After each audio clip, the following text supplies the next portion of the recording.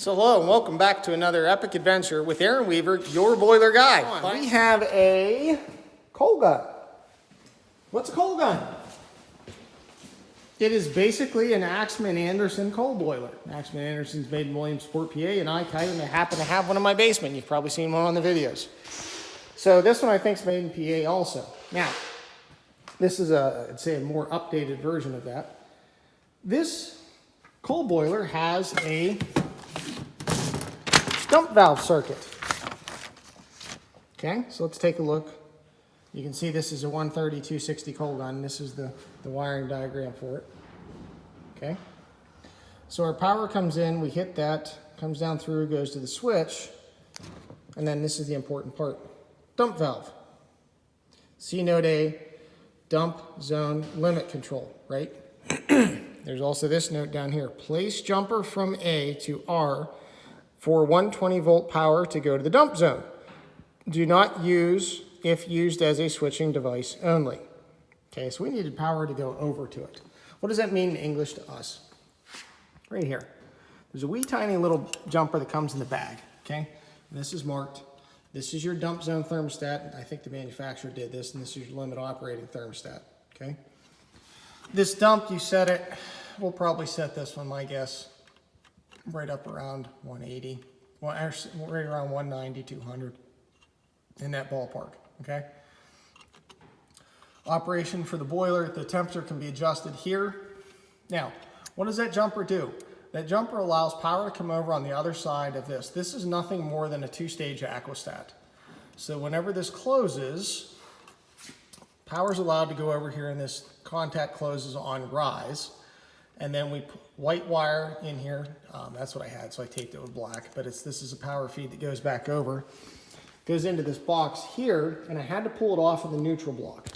Okay, so this was a neutral wire that was coming into here, and it was tied in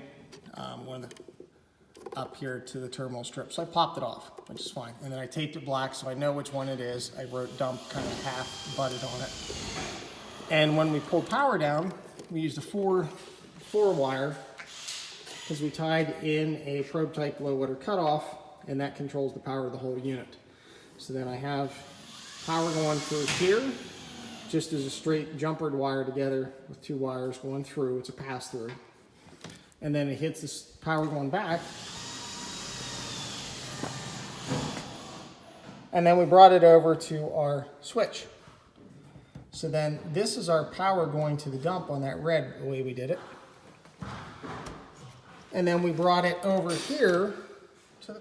So there's the rib relay we used.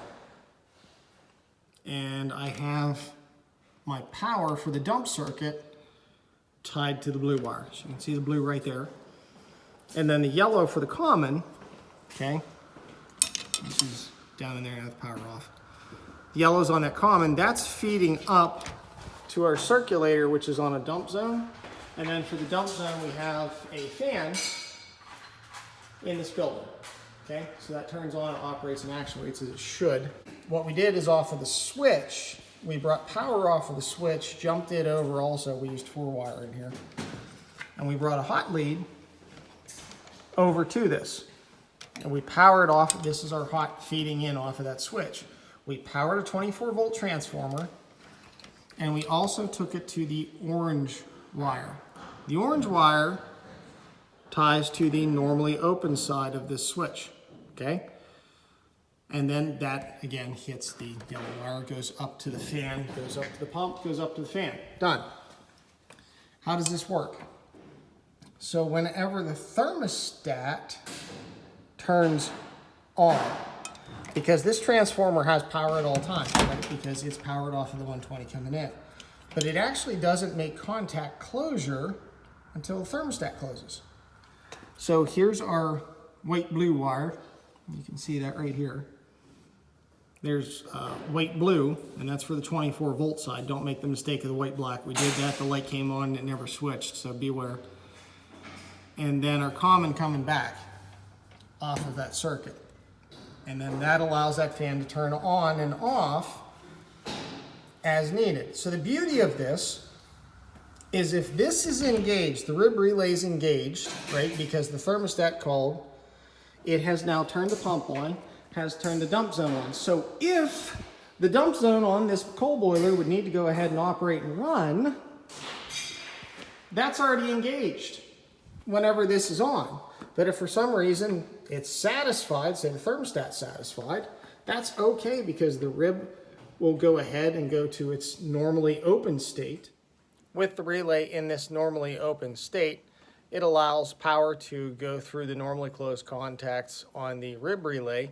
That is the power coming from the dump valve circuit on the boiler to turn the pump and fan on. Up to the fan, and thus providing a dump of heat out of a coal boiler, which you kind of need when you've got a smaller application. You need somewhere for the heat to go. So, yeah, let's go ahead and turn it on, see how it works. Okay, so we're going to go ahead and turn the thermostat up. Thermostat down, fan off. Thermostat on, relay on, fan on.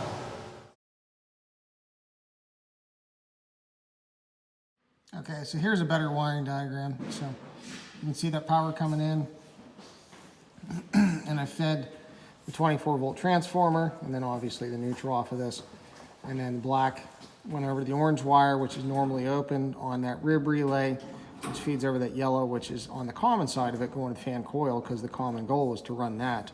And then off of this dump zone, goes up, hits the blue wire, which is normally closed. So then you can see how that works. Here's the coil on that rib relay, the 24 volt. Sorry, I forget the colors here. And that's for the 24 volt side of that. So off the transformer, we go to the coil, we go to the thermostat, and then we come back to the 24 volt transformer. So, and then obviously the fan coil goes up to neutral, but that's how you make that dump valve work.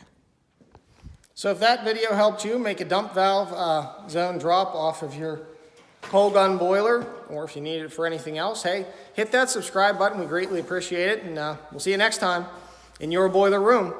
See ya.